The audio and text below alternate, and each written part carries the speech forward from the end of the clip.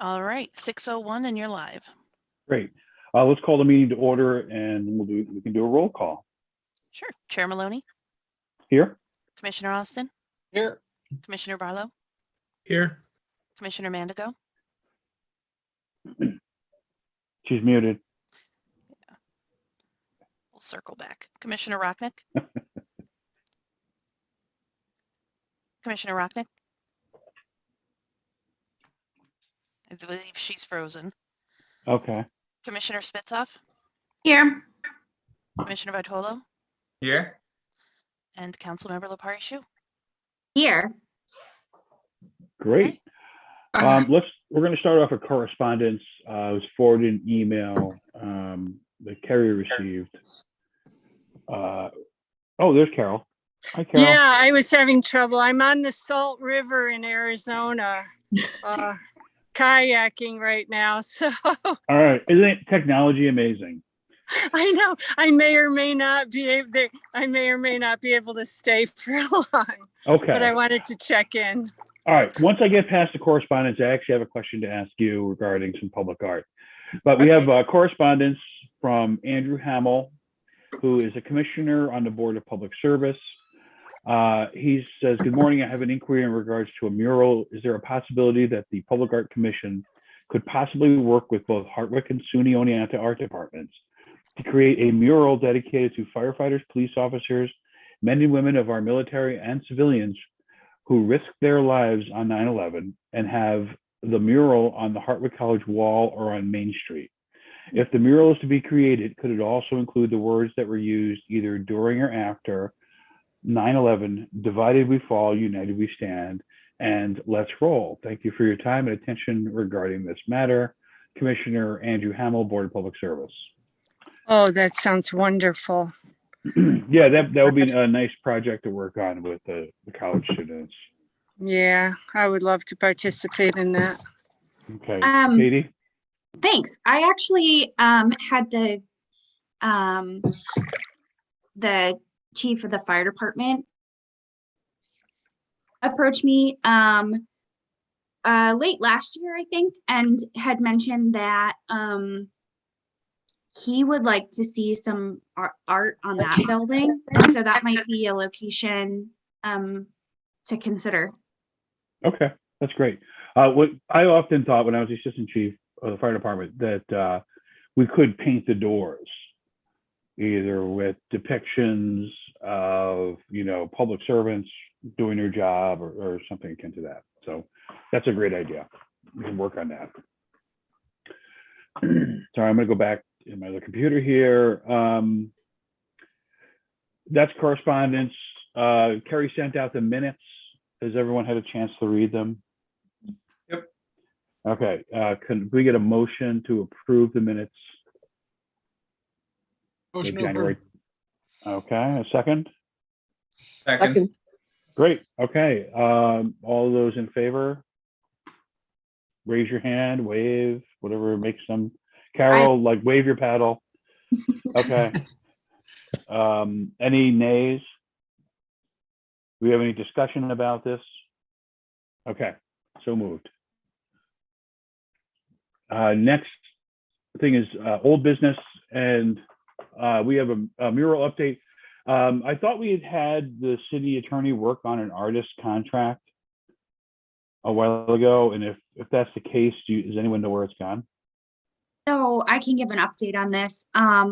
I have been emailing back and forth with the city attorney. The last few days there's been kind of a lull, but he, to the best of his recollection, doesn't remember seeing a contract. But I did receive from Catherine the email with regard to the Cherry Valley contract. And also the city attorney had forwarded to me sort of the base contract that we often use for things. And then I forwarded to him, this is like all email, so it sounds very fun, but I forwarded to him all the materials that we had used for the call for submissions, and James McElroy's proposal, and yeah, so I've been trying to like liaise with him and get this rolling. But he doesn't have anything like in hand ready to go. So I'm hoping to get it done this week. I have been talking with James, who just plug has an opening at Cano this weekend, Friday and Saturday from 6 to 8 if everybody's free.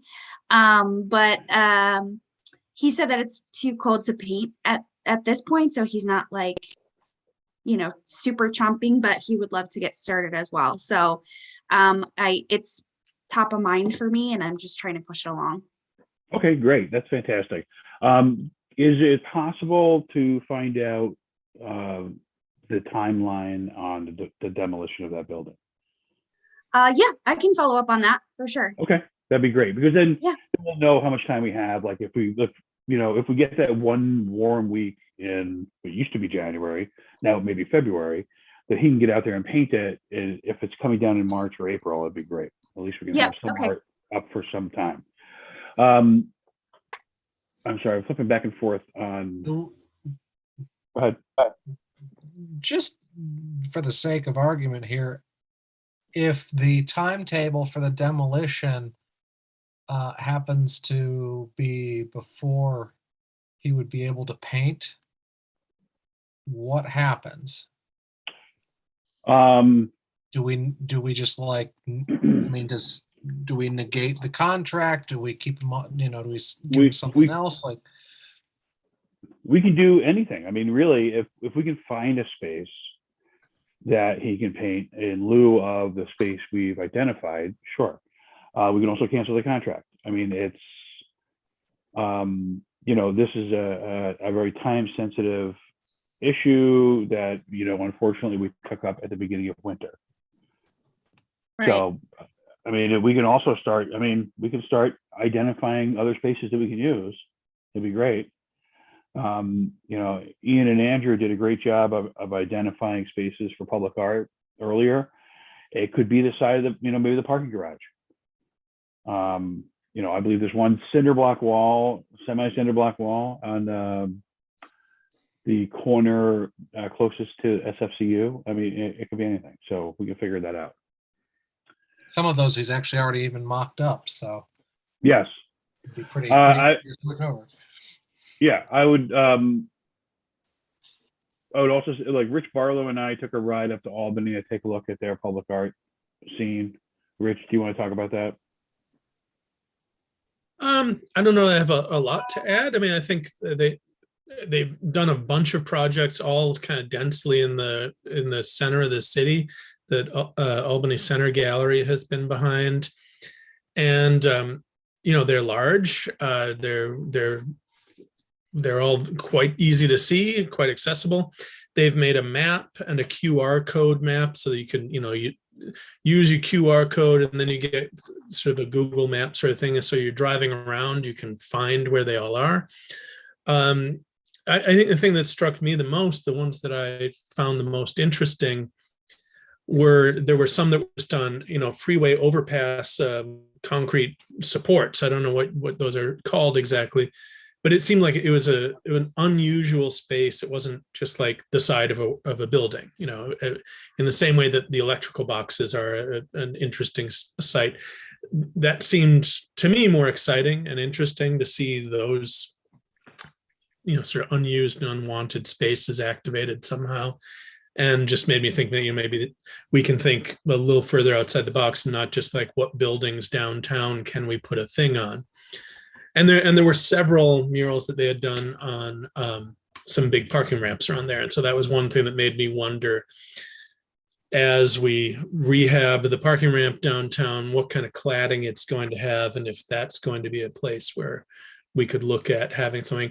And some of these murals were, they were all over the map as far as being representational, being more cartoony or sort of graffiti-like, or being purely abstract and like hard-edged color and pattern and things.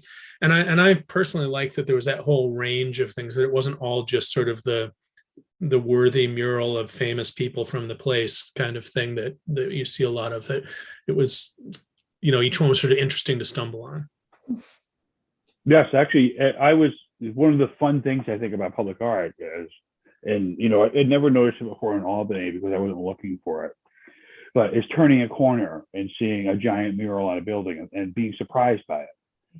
It kind of brings a little bit of joy into driving around downtown Albany. So we did that. I don't know, Rich, can you reach out to him and see if they had to have, you know, contracts with DOT? Yeah. And, you know, see how that fleshed out, because we have a couple of overpasses that we can certainly put public art on. And the other thing, I think I said this in an email about that project a long time ago. Another thing that I think they did that seems really interesting and creative was putting out a call for walls, you know, so that people can let you know volunteer their space. Yeah. Yeah. Nice.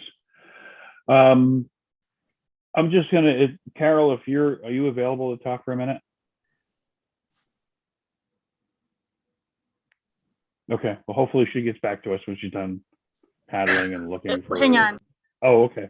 Nope, I'm here. I'm just like having trouble with my buttons of my phone. Okay, Yes, sorry about I'm that. here. There are a couple of pieces of art in the public walkway between the parking garage and Main Street. Right. One of them is a mural, and another one, it looks like kids art. Do you know anything about those? No, I know it was done. That project was done with some students, I think at the high school. I'm not really sure. It may have been a Jenny Williams project. If you want my opinion, it's a little, you know, but well, the reason I'm asking is because that space may be converted to a public-private partnership when Springbrook at some point has got to put an elevator into the upper stories to allow the people who are going to be renting apartments. So those things may be moved. And I was just wondering who, like, basically where they come from. And well, I know the bottom level, Bob Brzezowski was working with the city, you know, beautification committee or whatever. And he's the one who got control over that downstairs space and hired, I can't remember who did the mural down there, maybe Simone Mantalisi or somebody. oh, okay. That one downstairs. And then he got that display board also.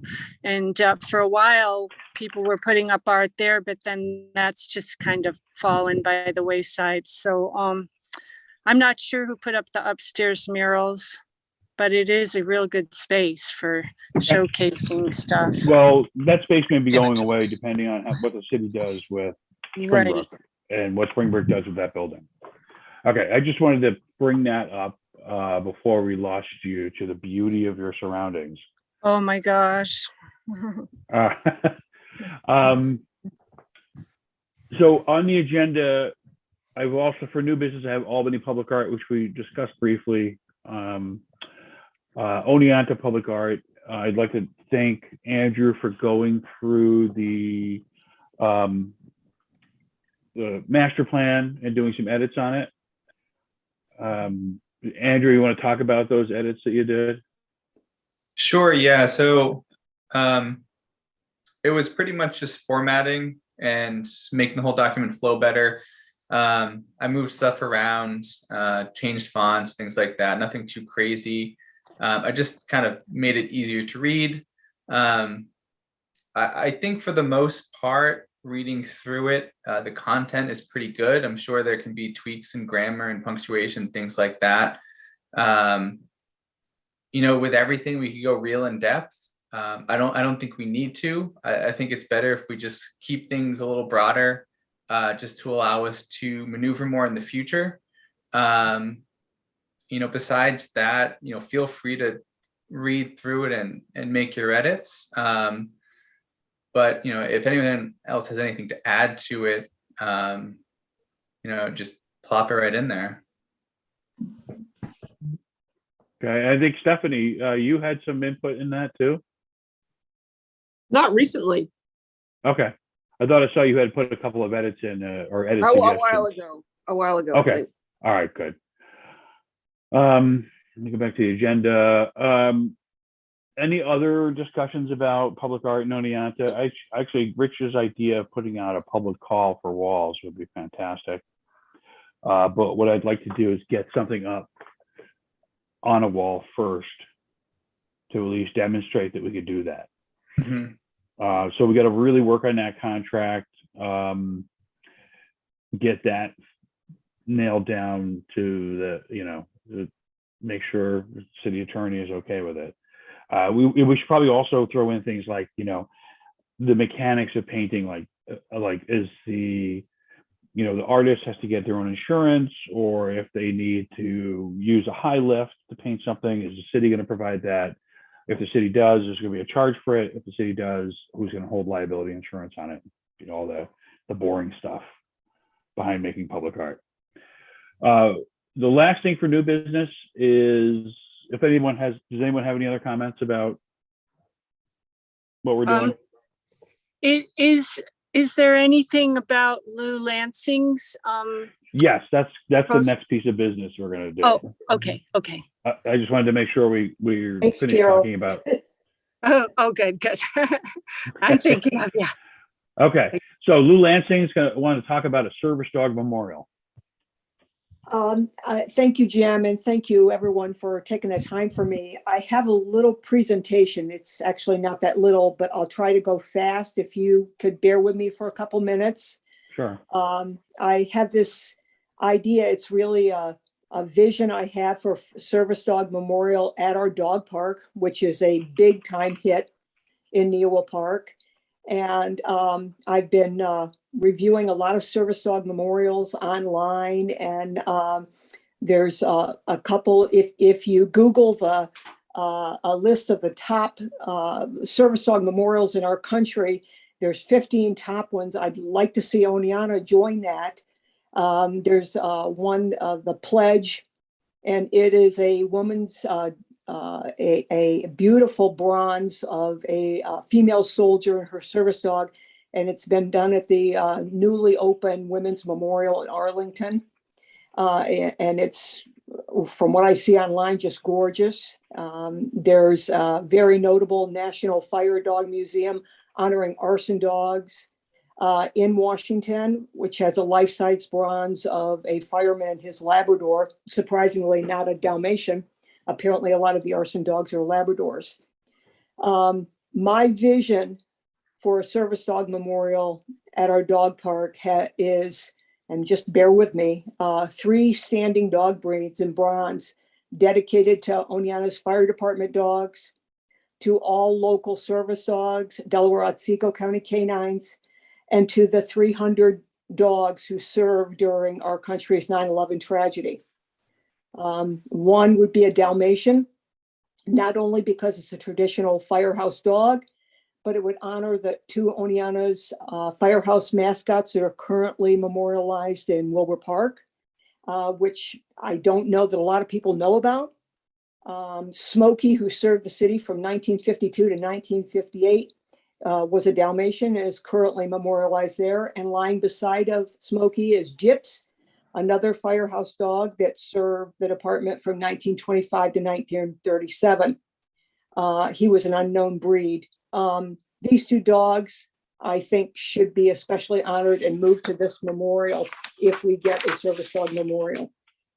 The second breed that I'd like to see there is a German Shepherd, which is the traditional police service dog. Many agencies use them, and now we're using, of course, Dutch Shepherds and Belgian Shepherds, Malinois. The third breed, a Labrador Retriever. The Labrador is a multi-purpose service dog capable of many types of work. And by the way, Labrador was the only dog that died during the 9/11 tragedy. The dog's name was Cirrus, if I'm saying it correctly, who was a loyal English Labrador Retriever who served as an explosive detection dog with the Port Authority Police at the World Trade Center. He's the only dog that died during that. I picture a bronze of these 3 dogs. I picture a service dog wall of honor where local service dogs, past and present, and maybe service dogs from other areas could be memorialized by their departments or organizations at our memorial. Of course, we would have to develop a policy and an application for admittance to our service dog memorial, perhaps a plaque of that particular dog with hopefully a photo and a short little description of their service would be wonderful. I'd like to see the memorial be, and this is important, be inclusive and include service dogs who are serving people with physical disabilities, whose lives have been made more independent and incredibly better through the service of a dog companion. Such as, I don't know if all of you recall, Greg, when I was driving him crazy about this idea, sent me a little article on Ken and Pace. It was an article in the All at Seago, and it was highlighting the special bond that Ken, who is visually impaired, had for his golden retriever guide dog named Pace. Ken lost Pace after 10 years of loyal service. This is a dog that could be memorialized at our park as well. I have, like I said, I've driven a lot of people crazy on this. I would like to thank Greg for his support of me and this vision, his incredible patience as he's listened to me ramble on and on about this project. I've spoken with Judy Pangman about it, and she has given me incredible support and encouragement.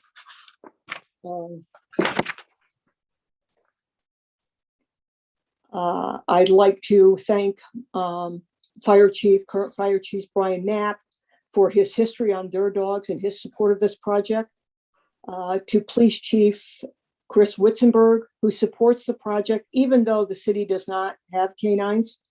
He went out of his way to provide me with a connection to 4 officers who are Oneonta residents, 1 a state trooper, 2 from Otsego County, and 1 from a Delaware County, who've agreed to assist me. In fact, I've already corresponded with, and they've gotten back to me. And I'd like to especially thank Carol Mandigo, who encouraged me to pursue my vision for this project, which is Art in the Park, which brings me to all of you. I appreciate your time and hope for your support, encouragement, suggestions, ideas, enthusiasm, and ultimately an artist who might take on a project to create a design for this project of a bronze service dog memorial. Any guidance at all would be greatly appreciated. And I so thank you for your time tonight. Thanks, Lou. I think between all the people on this Zoom meeting, or what you'd normally say in this room, this would probably be really easy to partner with a lot of external stakeholders on this, like we had the state police, both colleges, especially the art departments, the county. Yeah, so that's a great idea. Was this something you want to do in Newell Park? At the dog park. At the dog park. Okay. All right, the great. Dog park. Yeah. Yeah, we could certainly take a look at this project.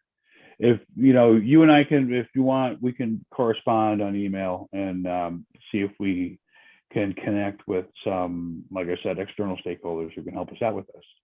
I'm going to talk to, I'm going to present it Monday night. I've mentioned it briefly to the commission, the Parks and Recreation Commission. I will give this similar presentation to them on Monday night as well, although they don't know it yet, so they may have to run for cover. But I think that they could partner on this as well, or I think they will want to. I'm hoping. Great. Okay. Fantastic. Thanks, Lou. Thank you. I appreciate it, everyone. Okay. So we're done with new business. Does anybody else have any additional business? Katie? Yeah, thank you. So I didn't get it in time to have it put on the agenda, but I received some correspondence. Actually, the mayor received some correspondence that he forwarded on to me regarding the possibility of a poet laureate for Oneonta.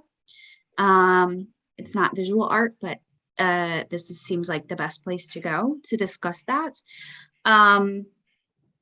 So, I mean, I can sort of go into that, I guess, a little bit, or you guys can sort of discuss your thoughts on naming someone as a poet laureate. That you can establish a commission for that, although we already have this commission established. So potentially, we could call someone in just as an as an expert who would be able to advise.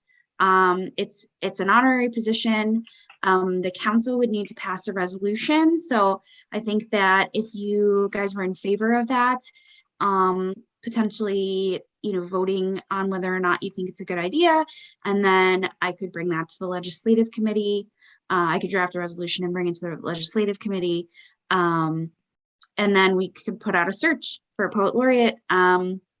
Basically, they will read, craft and read poetry for special events, the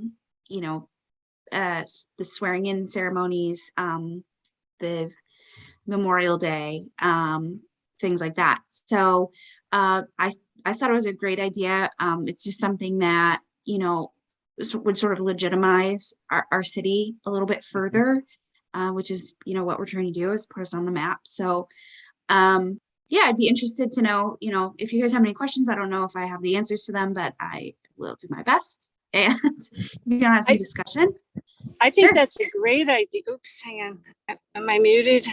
No, Nope, I think, Oh, you're okay. on. You're I good. think it's a great idea, and Rob Thiebold might be someone to connect with up at SUNY Oneonta, because he runs that award-winning slam poetry club there. And I know students maybe are not what you would be thinking of for a poet laureate, but he certainly knows a lot of poets, and Bertha Rogers from the Bright Hill Press.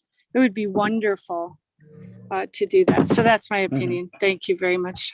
I'll mute myself.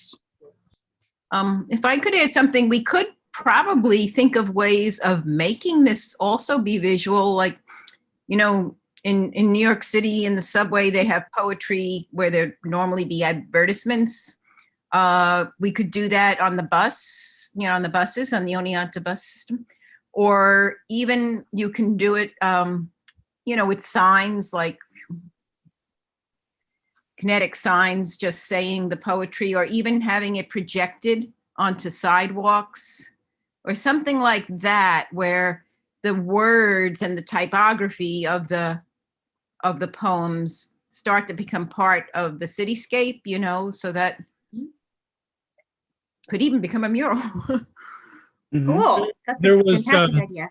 There was a program in St. Paul, Minnesota that was about public poetry, where they would put down fresh sidewalk cement and impress the words of a poem in it. So you walk around the city and you come across a poem in the sidewalk.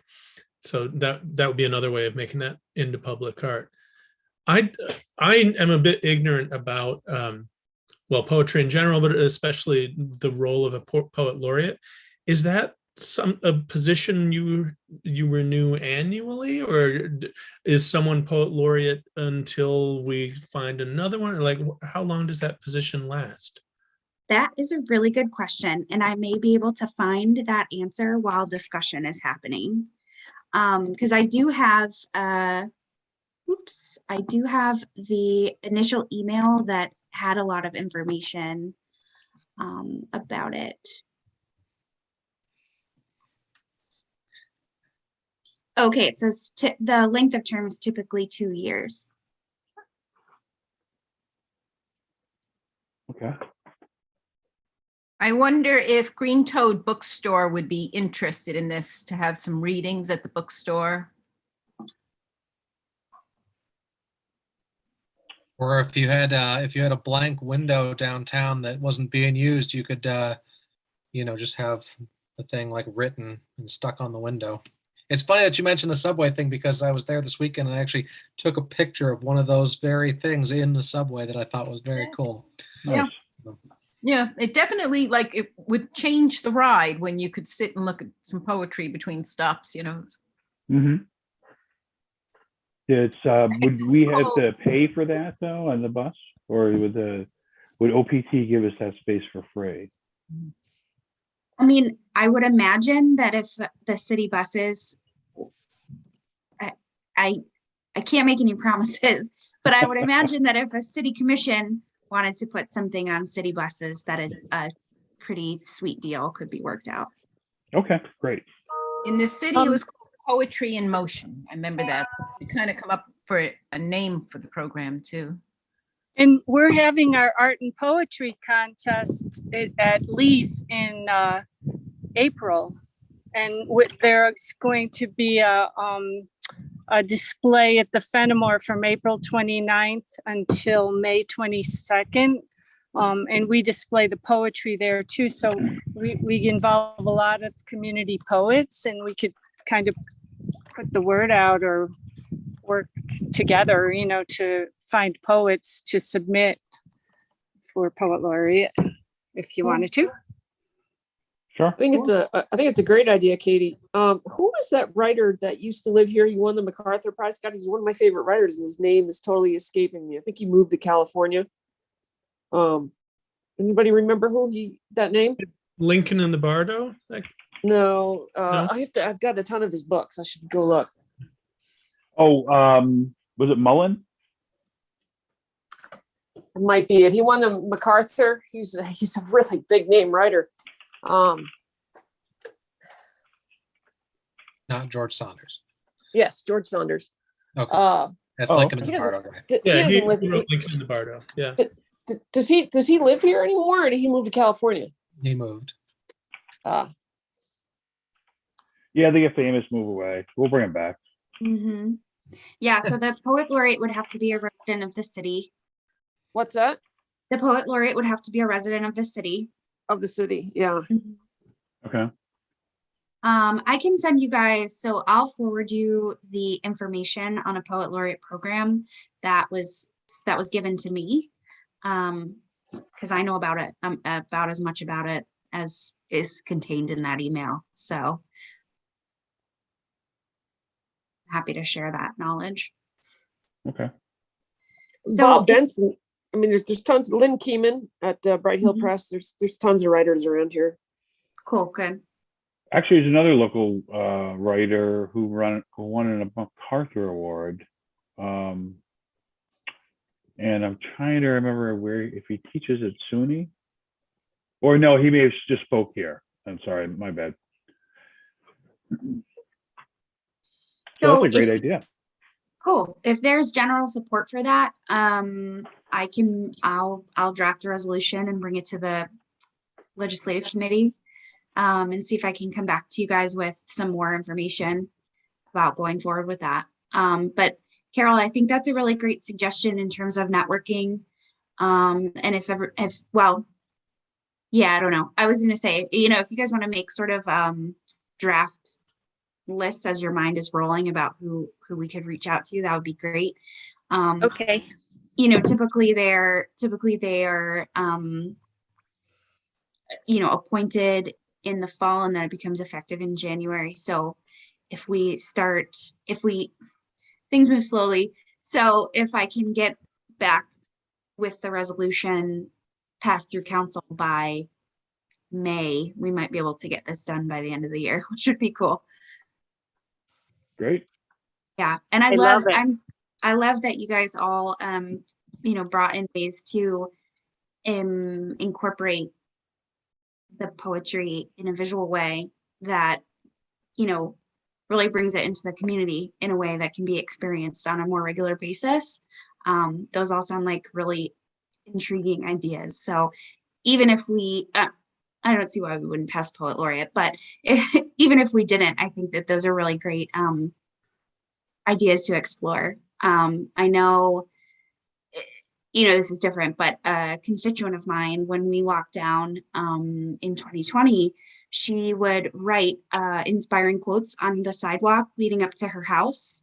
And, it has a little bit of what Jim was talking about and what you all are talking about, but where it was unexpected and it was inspiring, and you kind of took a minute and read it, and she would change it, and like every time it rained she would change it. So it was always nice to see what that was. So I can see how incorporating that in some way into our community could be a really positive thing. Alice Lichtenstein did that with her students also at Muller Plaza. And it was really wonderful. Just, anyway, I'll mute myself again. Yeah, That's great. That's a great idea. I love that we're all on vacation with Carol right now. This is I great. know. She's I wish you welcome, just turned the sis. camera around I so know. we see what she's seeing. Cool. Well, thank you everyone for talking about Okay. that. Does anybody have anything else, any additional business? So should we start approaching private buildings, private building owners, just to get ready for when we can actually start on any walls? Or should we wait till we have the contract and the master plan all set?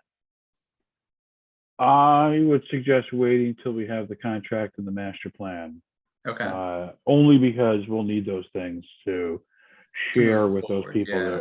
who may be interested in what we're going to do. Okay. And like I said before, it'd be really cool if we can get James McElroy up on a wall and then put out a call for walls, just so people have Yeah. an idea of what we can do. Mhm. Yeah, there might be more buzz, and if we're sending out an email to people or something, to have it illustrated with an example that they may have seen or heard of in town, Right. Mhm. seems like it might generate more interest. And if we get into the shout outs in the Daily Star, I think that'll help a lot too.